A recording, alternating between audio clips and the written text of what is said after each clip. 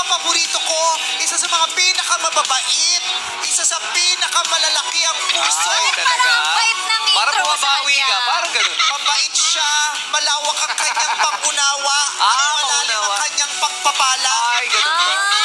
Mapagpatawad siyang nilalang. Bakit parang pinapanguna? Parang inaano mo sa konsensya. Eto na po siya, isa sa mga pinagpala. Walang masamang tinapay, Napakabait. walang mean bone. At higit sa lahat, Ano? hindi siya maramot. Ladies and gentlemen, magsitayo po tayo at sabay-sabay bigyan ng mabagal at unti-unting bumibilis na palakpak si Miss Janice de Belen! Ay, wala, nakasimangot. Hindi nakatingin. Hindi nakatingin.